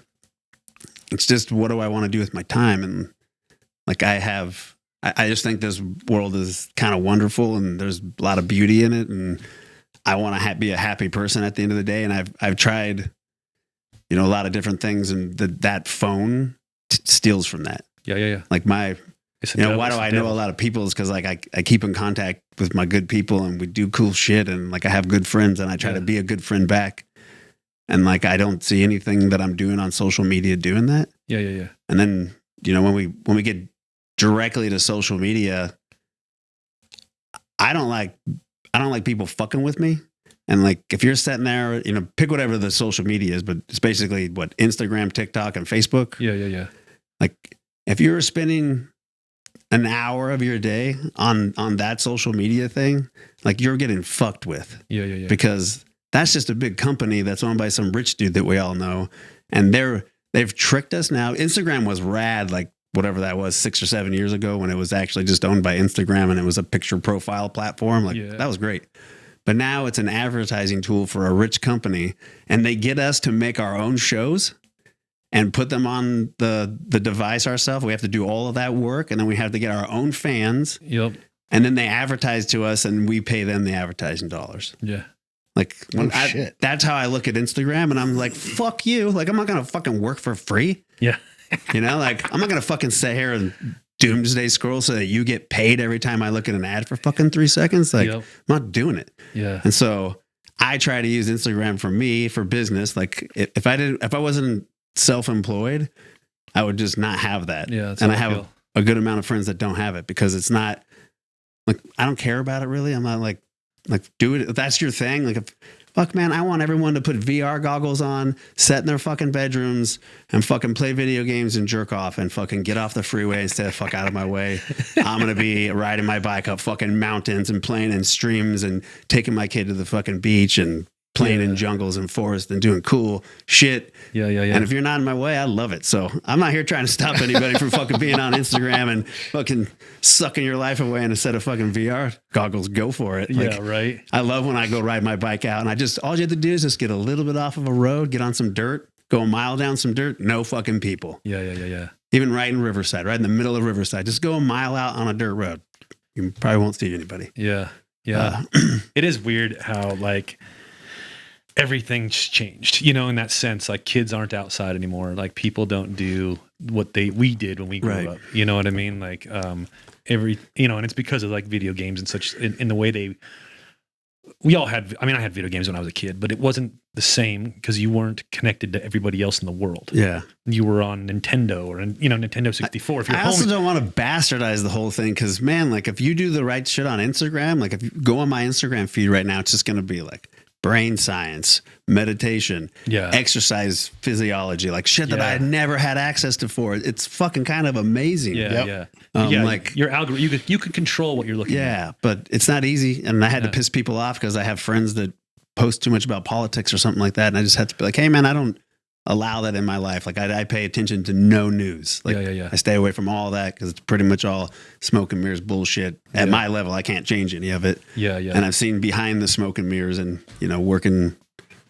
in the military, having a top secret clearance, and like I just don't want to pay attention to any of it. So I just keep all that shit out of my life so that every one of my days is kind of awesome. Yeah, I thought that was very interesting, you know, because like when I don't know, a couple of months ago or several months ago, I asked you something about something political, and you were like, and I asked you this knowing like your background, right? Right. And you were like, yeah, I don't pay attention to any of that shit. Fuck all that shit. It's all fake. Fuck that. Blah blah blah. And Right. I don't even know. I don't even know what you're talking about. And I was all, huh, interesting. You know what I mean? Yeah. Who the fuck is Donald Trump? Yeah. Hey, I made it. I made it 3 months without knowing who the new president was when he got elected. Holy shit. Bam! Fuck you, media. But haven't It's taken fucking years to get there, by the way. yeah, haven't you been in situations where you're in the same room with the acting president, Vice president. vice president? And what was that situation? I'm not gonna tell you about any of that. Okay, that's the stuff we can't talk about. I was working in so when you're in a war zone, people got to meet and talk, and there's like, yeah, the vice president's an important person, yeah, but he had to walk in and talk to somebody else, yeah. and then those other somebody else's like that, like this, like I don't even remember most of their names. Just someone that like sometimes they don't even tell me. Like that's one way that the military or any organization keeps everything secret is. Even though you are allowed to know everything, you only get to know the little tiny bit. You just don't need to know. Like, yeah, Like there's times when I've been paid to go drop off money and it's like, here's a box, there's money in it. Like you're going to drop it off over here and that's what you're doing for us. And you're like, yes, sir. You don't ask anything. You don't know why, yeah. or I do security stuff, like pick someone up that met with someone else important and get them on a helicopter and fly them to some outer base. And while we're flying, like I'm their medic and their security and their road tour guide and tell them where they're going to sleep at. And, like you do everything. You're like the security guy for them. So you take these guys around and take care of them and whatnot. Are you ever going to write a book? Nah, there's people that done way cooler shit than I've done and their books are already out. Yeah, it's still cool though. Yeah. It's still, I mean, it's interesting. And it's maybe more interesting to me because when you do talk about it, I only get these like vague little Right. snippets. There's little parts of my life. You meet these people that are whatever, they're 30 and they're like, they were the fucking star in high school and that's all they ever talk about. And they live in the past or they did this one thing. And to me, those are just experiences that I've had as I've been traveling through life. Yeah. And I don't want them to identify, like I don't let them identify me. So Yeah, I don't run around with like military gear on and, yeah. So I get that. yeah. It's interesting. But it's not just the military thing though. You've done a lot. You've had an interesting life, even though you may. I worked at Taco Bell once. Hell yeah, dude. It's fucking. I shit my pants at Yeah, Taco Bell. I still fold the burrito pretty badass. Yeah, but like you've done some shit, man. Like regardless, like you may know people that have done way more stuff, but it's like your scale, right? Yeah. And you're a very interesting individual to me. You have been since the day we met, and just learning little tiny things, and then over the couple of years that we've known each other, I learn a little bit more. Right. You know what I mean? And it's the people that you've brought in here are always very interesting. Like that podcast we did with John. John's great. That was a super fun. So it's not just you have this aura about you that it's just very. I mean, it's rad. You Thanks. And you're an interesting guy. So in a good way, I'm you're different for sure. I'm not stopping now. Like I plan on breaking records and doing shit at 60 and 70, and I watch people now at 80 like doing crazy shit. And my mom's 73. She's out paddleboarding on the Arizona rivers every weekend. Yeah. Like it's in my blood. My dad, who is not taking care of himself at all, is hitting 80 and barely there. But he's physically still fine. He goes and gets a checkup. That dude just drinks beer, smokes cigarettes, and eats fast food. Oh, okay. He basically breaks all my fucking rules for how to stay healthy. Debunked. Yeah, I'm like, but that'll be the guy that lives to 105. Yeah. But his mental health is degrading because if you don't take care of this machine, that's one of the things that goes. Gotcha. Yeah. I'm getting better at it. 301, baby. 301. Stay right there. Stay right there. So Stay safe. So Brian can't get me. I ain't gonna say so I can fuck Brian up. I just don't want him to get me. You're not on his radar. Everyone's in trouble because my nemesis right now is my son. Like he's 13. Oh yeah. And He's like, a badass. He's a hard little charger. Like, it's pretty cool. Yeah, yeah. You told me, I think you said recently, he said he wanted to start training. I've taken him down to dance a couple times, but I've been fight training with him since he was little. Because I my philosophy if fighting is fun for you, Yep. doesn't matter. I don't have to train him anything else other than if he thinks that physical altercation and roughhousing and that is really fun as he grows up, he's gonna do whatever he wants with it. Like, Yeah. as opposed to like making him be some like Yeah. MMA fucking student, Yeah. and he hates it when he gets older. Well, I remember we talked about that too, because Yeah. when you, again, knowing your background and your boy, coming to that age, I asked you, I said, do you push him in a certain direction? And which I didn't think you did, because I've obviously Yeah. met him and had conversations with him. He's a very free spirit. Or do you nurture the direction he wants to go, and you seem to nurture it, Yeah. but how is his training at the gym gone? We've only gone there a couple times in kids class, just running around doing jumping jack stuff. But but at home, since he's been little, so all my little nephews do this, like all the little kids know patty cake. Yep. And so I'll start a little 2-3-year-old will play patty cake. And then I'll have them make fists. And I just hold the open hands. Now we're hitting mitts, but really we're playing patty cake, right? Yeah. And so when my little nephews and my son are little, we just played that patty cake game all the time. And then one of the patty cake hands, now it's a left hook. Yep. Now it's a right hook. Now it's an uppercut. And so since my son's been really little, we've been punching, and I'll hold the hands out and I'll put my hand here and be like, oh, keep your elbow in a little bit. Yeah. So he's getting those nice straight punches. That's some real wax on, wax off shit right there. Yeah. And then Yeah. Since he's been, this is actually backfiring finally, but since he's been real little, me and him have had, my wife hates this. We have an open game that you're always allowed to gut punch. Oh yeah. Anyone in the house, or each other at any time. There's no rules. Like, Oh, come on. you have to always fucking be ready. Oh, wow. Yeah, me and my dad and my uncles used to do that. Yeah, it's a but fun- it used to be chin check though. Oh shit. Yeah. You have to step it up. No wonder you don't have a chin. Yeah, bro. Yeah. Yeah. So, I'll come out of the shower, walk around the corner. He's just been waiting there. Boom. Bam! Gut punch. Wow. But we've been doing that since he was like 4 or 5 or 6. So he's been learning from real little how to like produce power and make a punch, and that it's a fun game. Yep. And then in my garage, I have a wrestling mat, and so we'll run in there and we just play games like push each other off the mat. But really, what you're doing is the beginning stages of judo. Yep.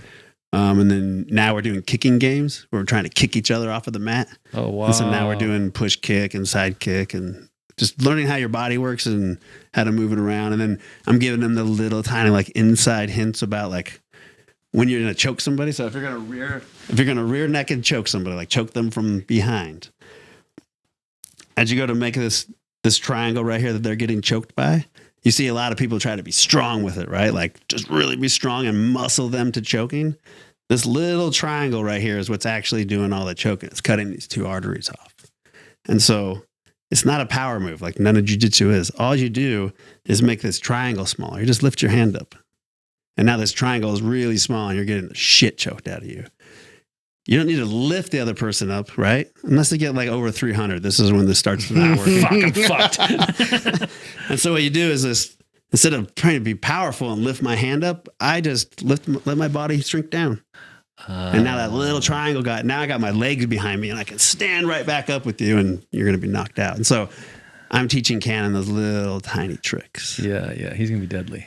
Yeah, he already is. He already's a little shit. It's great. Bro, he's gonna be sleeping kids left and right by recess. But he's so nice, dude. He's like one of the nicest kids you'll ever meet. So if you go like way back into ancient tradition streams, like let's say, everyone likes Japanese samurai stuff. Like the Japanese samurai was also a mindfulness practitioner. He was a Buddhist, like he hung out with the Buddhist monks and learned that, because for the samurai to have that kind of like knowledge and power about how to like just murder other humans with no recourse. Yep.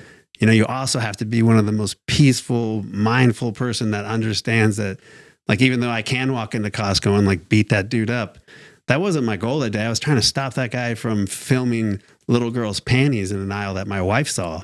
Yeah. And I was trying to stall him until like some kind of law enforcement got there. Yeah. And he was going to leave anyway. And then Costco has no fucking security. Yeah. And so I stalled him long enough. And the scene you see when I'm looking for bifocals, fuck you. Oh, bro, I'm gonna get fucked up when I get out of here, bro. Yeah, Yeah, fuck. Yeah, like I shoved him in one of the racks over there, like, and that's when I was like, all right, I'm done with this dude. Like, I'm taking his phone from him because he's sitting there clearing the pictures he just took off his phone. Yeah. And I was like, oh, I'm done with this guy. Like, they don't have security. I'm removing his phone and putting him on the ground. And so I went to start doing that, and that's when my wife thought that You're gonna kill him. because I can have she's seen me flip the switch. Bro, we all see it, dude. Yeah. And so she thought I'd flip the switch right there, and I was going to really hurt that guy. And, I was just going to sweep him and set him on the ground nicely and take his phone from him. But she yelled at me, and, like lawsuits and shit nowadays. Yeah, so it's crazy. I just let him go. And, I mean, you're doing the right thing Yeah. at the end of the day, but it's, you could end up getting fucked for it. and, like, luckily I did stall him long enough, and the sheriff's department showed up, and they grabbed his phone, and it was full of kids porn on there. And Oh, Oh, motherfucker. no shit. Oh, there was never an ending. We never saw the and he ending. worked for the city of Corona. Oh, wow. This is the power of the internet, right? This is why I don't want to sit there and be like, fuck the internet and fuck Instagram, because that stuff got so viral on Instagram that guy's leadership saw him in the city that he worked in Corona. And then they did their own private investigation, and they called and talked to me and my wife, and No we shit. told them, and they fired that guy. Oh. But that's also the power of social media. So I'm not here to say, I'm just saying that's why I answer it with my time yeah. is really important to spend with my son. And I do a lot of gardening. We haven't even talked about my bamboo forest in my backyard. I've never seen it in person. I have seen it in pictures. I was supposed to go last week and we didn't make it, but Yeah, we got that bike to work on. yep. But yeah, just I don't know, all that. Yeah. Well, like I said, you're a very interesting person. You have a lot. You have a lot to offer. Oh, the world. samurai, right? Like you gotta, like if you wanna, I think if you wanna own that level of skill, Yeah. you also should be understanding your mind and what you're doing and your intentions with it. And so that's what I've been training my son. Instead of just being Control. a dickhead. Yeah, we talk about his thoughts and his emotions and what he's feeling, and at the same time I'm teaching him how that little choke works. And so I don't think he'll become an MMA fighter because I think he's going to be smart enough to know that that's really damaging to your body. Yeah. And in the end, you don't really make much money, and unless you want to own a fight gym, it's kind of a rough career. Yeah. I still like it. I still like to watch it, but Yeah. at the end of the day, I'm kind of like, what are we doing? Like, Yeah. why are we celebrating that so much? Maybe I don't know. Well, it's kind of like what you're teaching him is like the yin and the yang, right? Yeah. I mean, you have the warrior and the mindfulness practitioner. I like the yin and yang so much that like my website is bourbonmonk.com, like bourbon and monk, like two things that just don't go together, yin and yang. I like it. it. Yeah, that'd be interesting. I mean, it's going to be, again, I mean, I know him, I've had many conversations with him, and just knowing that he's such a peaceful child and very respectful, and very much himself. Yeah. You know what I mean? That's another thing that's like, I think a little not as common these days for kids. It's like they're trying to mimic something they saw on the internet or something. You know what I mean? Right. I mean, he's into what he's into. The one thing that I see that you do with him, and I really think it's badass, is that drawing board you guys have. Oh yeah. Yeah. Yeah. I mean, you want to explain that? Well, I mean, we've kind of glossed over the fact that I've been a tattooer for 30 years. And yeah, it went in a totally different direction. I'm big into artwork, and, I do, Japanese brush painting on the side. And so art is huge in my life. And so when we had a kid, like one of the things that I've also had the opportunity to teach art to people. And one of the things that I don't know how to teach, and I don't know if it's teachable, is like really deep creativity, like really loving to create things. And that doesn't matter if you're doing an oil painting or creating a Harley. Like there's still like this creation process I have. Like I know you guys have to see it when you're looking at bikes, and Yeah. you're like, oh man, if you did this and this, Yep. moved it over here, like it's flow. beautiful. It's gonna look great. Those are gonna be good together. Like that process, I don't know how to make that happen in humans. Yeah. And so with my son, I wanted to like create creativity, or at least inspire that, or create Yep. that world. And so my little house just has art everywhere. And so we have these big, where we have a 4-foot by 8-foot drawing board on the wall, like a dry erase marker board. And every day that thing's just getting drawings and drawings and drawings put on. But they do like these battles. That you're glossing over that. Yeah, part. yeah. They I'll do draw these- my thing on my side. Like, will this create some kind of like criteria for it? Like it's a alien monster. Do whatever you want. He creates his and I create mine. And then they have to battle each other. So you have to tell a story. And then now it's at a point where like you have to have a backstory. And you know, what world did this creature come from and how can it breed and live there? And it's because he's learning science in school. Yeah, and, yeah. you know, learn about all that. It's just fun. It's fun, like watching it Yeah. because like he'll do like these little updates, you know, and and I'll see it like you'll see it kind of start, and next thing you know, this thing is killing this, you know. I don't know, it just to me, it's this fun, interesting thing that I've never seen. That's actually really fucking cool. yeah, Yeah. I've never seen somebody do that before. So like, and I knew, you know, kind of the concept of why you were doing it, and it just, you know, again, it's something that. That's something I'd like to look into that because I know my son. We have a refrigerator where you can draw Mhm. on or whatever, and like he always likes to draw. Like I don't know what the fuck it is half the time, but he tells me what it is. I'm just like, that looks nothing like me. It's a fucking house. It's got smoke on it. Yeah, the problem you're just gonna draw dicks on yours. No, bro, I hate it because Hey, I'm not above that. that happens all the time in Bro, my house. my friends will come over and they'll draw it on the fridge. I'm like, hey man, like I have kids in here, bro.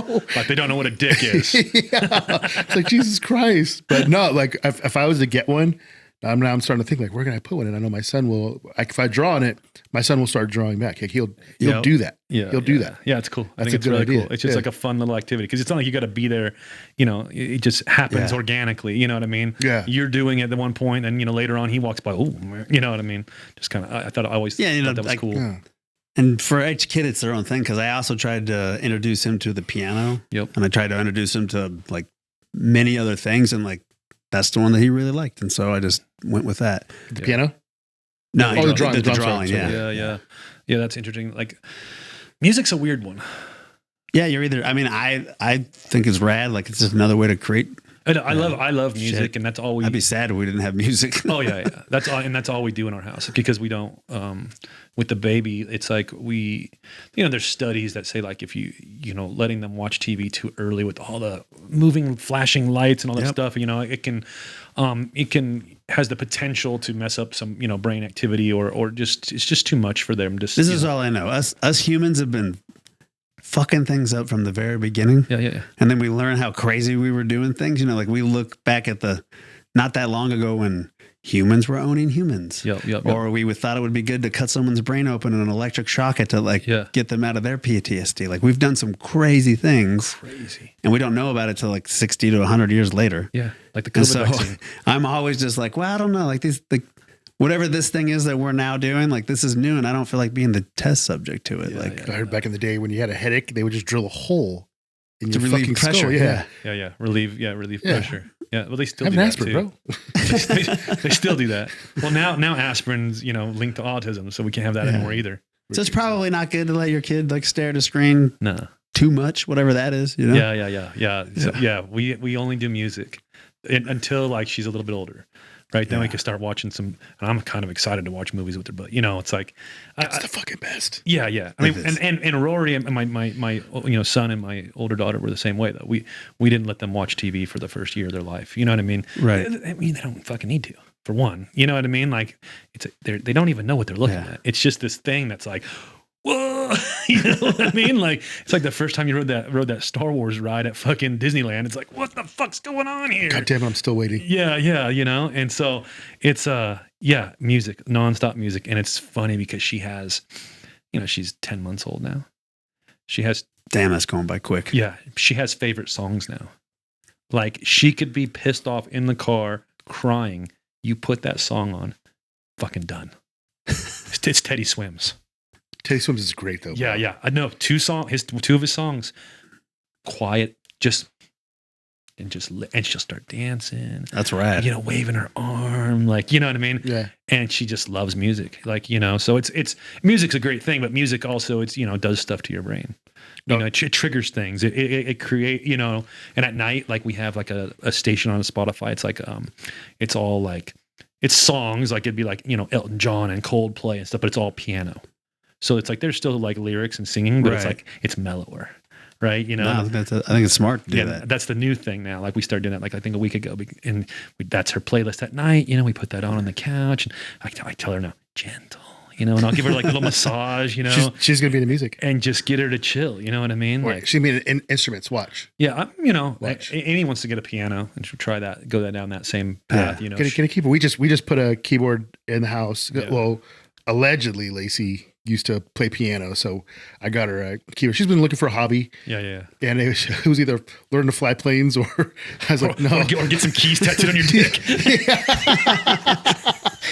or a flute, flute holes. So we got a keyboard, and then I know a tattooer. Exactly. We get this done today. what's the minimum? It's not gonna be much ink. But so I was like, well, we got a fucking keyboard here. So I started practicing whatever. So then my oldest son, he's in guitar class. So Yeah. when is this? We took him out because we wanted to figure out what kind of guitar he likes. So we went to Guitar Center the other day. Yeah. And then I've never taken my son to Guitar Center. My youngest son, is 4. Okay. And we took him over there. And at the house on the keyboard, he loves the fucking keyboard. Like he goes over there and obviously, he makes about as much sense as I do Yeah. Right. on the keyboard, you know what I mean? But like he's figuring it out. And then, so we went over to Guitar Center and guitars, not so much, you know what I mean? But like the keyboards and the drums, Oh yeah. like I'm just like, noisemakers, man. yeah. So we're actually looking to get one of those electronic where you can have the headset, drum sets or whatever, Okay. and stuff like that because he loves it and like it piques his interest. Yeah. And so I'm like, oh, he's definitely That's a into fun music. age. Like Yeah. 3 or 4 and on starts to be really fun. He sings all the time, bro. Like it's really weird. Like he'll be sitting there, but he'll get shy. Yeah. Like I'm sitting there and I'm like, are you singing? And like he's humming and he's singing. I'll look over and he's like, like I don't know. But right now his favorite song is the Imperial March from Star Wars. It's not a bad song. Yeah, there's no words, but he just hums it all the time. As long dude. as it's Like, not Star Trek, you know what I mean? Like we got to get rid of him if it's that. Take him, drop him off at the fire when he station. starts making that teleporting noise, like, he's out, bro. But no, music is like a thing, why bro. do Like, Star Wars people and Star Trek people, why can't they get along? because Star Trek is gay. Okay. Yeah, pretty much. Yeah, bro. I don't know. I never enjoyed Star Trek. Yeah. I didn't mind the newest ones. Maybe with because they're that. both I doing did the like the same movies. time. I like the movies though. I never liked the old movies. I like the new ones with that whatever that guy. I mean, I did grow up watching. I don't know why you just Next can't Generation. like both, but it seems like no one ever does. They're either Yeah. hardcore into one or the other. What are you, gay? Like Star Trek space is way gay. yeah. It was always Star Wars for me. Oh, same here. But, Yeah. but I can blame that and attribute it to my dad taking me to the theater in the 70s and watching the first show and then Yeah. having the toys growing up. But I did grow up Yeah. watching Next Generation and Deep Space Nine. My dad but like, watched Star Trek too. but like compared to the Like- two, like if I don't know, he's totally right. I don't know why. It's it's just true. funny. I don't get it. Yeah. Like if they made a Star Trek movie, I have no interest in watching it. Have you never seen any of the new ones with the guy from Horrible Bosses? I don't know the guy's actor's name. From Horrible Bosses. Yeah, he's the boss's son in Horrible Bosses 2 when they're doing the shower buddy. I don't remember. He's been in a bunch of movies, but they have new ones, you know, with like a new Spock and, you know, it's No, if it's not John Luke, I mean, I like the Star Trek movies that came out. I'm talking about the movies. Oh, yeah. The newer ones. Yeah. Are you coming out of the closet right now? No, bro. I think he just did. I think he just came I'm out. peeking. I'm peeking. Yeah. I mean, they're good movies. I've seen a couple of them. They're decent. They're kind of movies. funny. Yeah. But it's, you know, it's just, I mean, I don't know. I don't know why there was Yeah. that. I mean, I'm not here to argue. Star Wars is my favorite. I just Yeah. don't understand. It's like Yeah, you're 100% they're correct. two though. different I mean, fucking things. I mean, there's a handful of people that probably like both, but There's definitely Yeah. a beef. yeah, there is a there. beef. Like at the There's tattoo huge- shop, people come in and get like Star Wars sleeves or Star Trek sleeves, but but not no one's as ever many going to Star get both. Trek Yeah. sleeves. Not as many Star. And I don't was- confuse them when you walk in. yeah. You're going to get. Do you have a fucking- Star Wars tattoo? Nope. Oh, see, I do. You do? Yeah. My very first tattoo ever. It's a Volkswagen X-Wing fighter. Oh, yeah. Yeah. Sweet, right? Sweet. I got this tattoo at this place. I was 17 off Hesperia Road. And if you're old school high desert like me, fucking Tom Caldwell, he was like some fucking tweaker tattoo artist, like that old school shit. Okay. You know, breeds dogs and does tattoos and has a banner that says, you know, the newspaper voted best tattoo artist. It's like, nobody fucking votes on the newspaper, you know? But yeah, went there. Boom. Got it. Volkswagen X-Wing fighter I found on the side of on a Hot VW magazine like cover sandrail. Had the side panels of the sandrail were all like space Volkswagen Star Wars shit. You didn't have AI draw it up for you? This would have been. This was 99. There was no AI yet.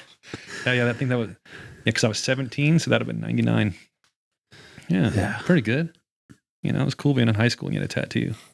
what's cool being in high school having a tattoo. Yeah, dude, you worked pretty tough, and it was like it was a decent tattoo at least. I think nowadays kids are pretty tattooed up in high I school. think their faces tattooed. In high Bro, school. my daughter's been like, my wife went and got a tattoo the other day.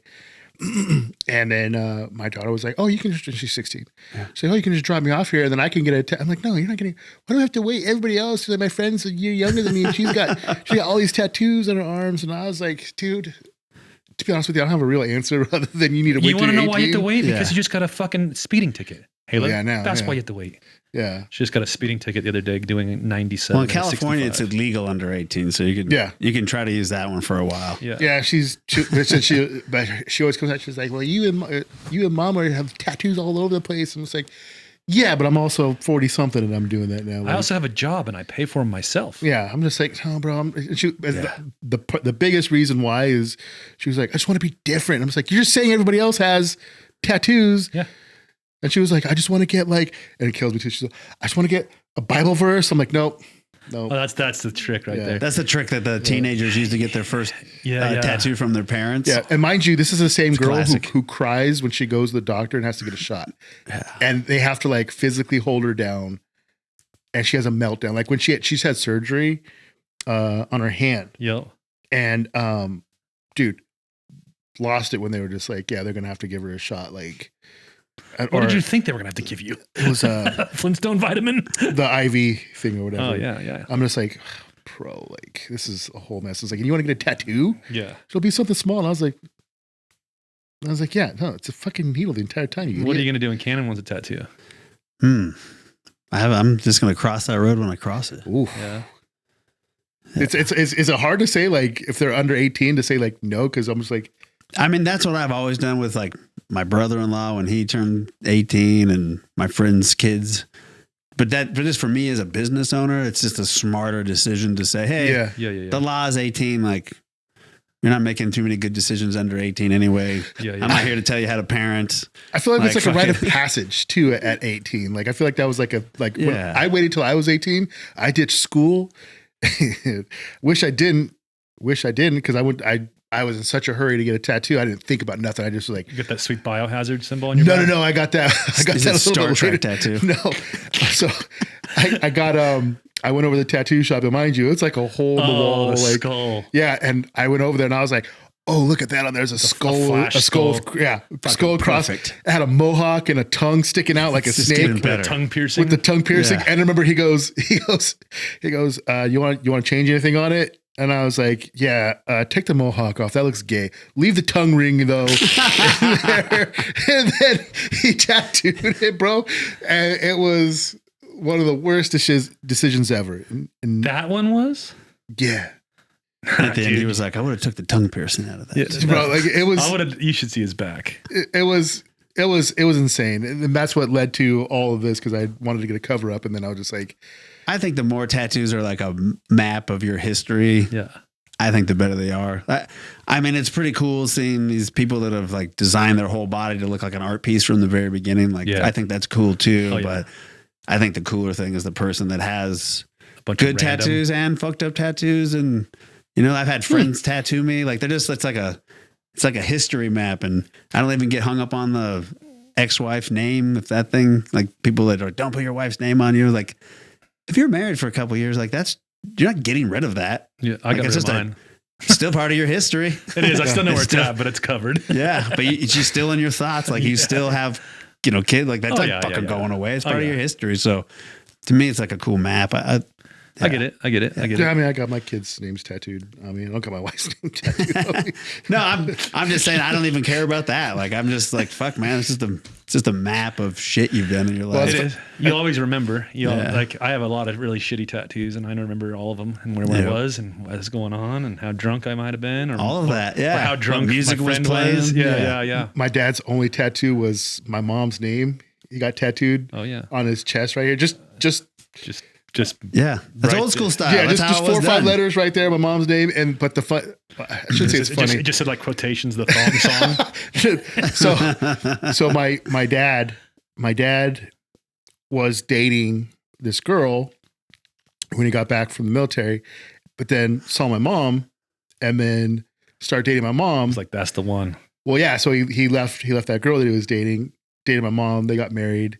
Then they got a divorce. And then my dad ended up marrying the girl who he cheated on when he started dating my mom. It was meant to be. So now she would have to see that tattoo like all the time. I'm like, but there was no bad blood. Other people might not want to look at your history. There was like no bad blood. Like my mom Right. and it was one of those weird. Nowadays, it's almost dysfunctional. Yeah. When I always think that's weird. the parents were fine, but like my mom and my dad had a great relationship afterwards. My stepmom and my mom had a great relationship. My stepdad used to pick me up from my dad's house when my mom started dating him or whatever. Because my stepdad worked in LA, so when he would drive down from LA to San Diego, he would pick me up and like he would mingle with like my dad's, and my stepdad's like white, and then my dad's family is obviously like hardcore, like Long Beach Mexican. So, Yeah. So, but like they were super cool. So like up until they died, like they were super cool. But I'm just like, I mean, my wife had. I know some families like that. It's weird. my wife had her ex-husband's name tattooed. And I was like, well, that's gonna be the one. Like, it's a big cover up you're getting. Yeah. And sure enough, she did. She had the bicep covered up. But I'm just like, Yeah. it's dicey. Thanks. It's dicey. Not that I had like a real issue. I just really don't like the guy. Yeah. You know what I Well, mean? you got other problems there. Yeah. Yeah. There's Fucking tattoos. Yeah. Yeah, Well, dude. Brian, if people want to follow you on Instagram or find you or come get tattooed, where do they find you? Instagram is at Old Blue Ink, and then my website is bourbonmonk.com. Boom. Brian, thanks for coming on. We didn't really touch on a lot of the things we want to touch on, so we'll definitely. Brian's coming back. Yeah. There's a lot more to I just uncover. live down the street. Yeah. But it's always a pleasure to have you on, and always a pleasure to have conversations with you. Thanks. Thanks, brother. Right on. Bye-bye. Bye. It's lunchtime.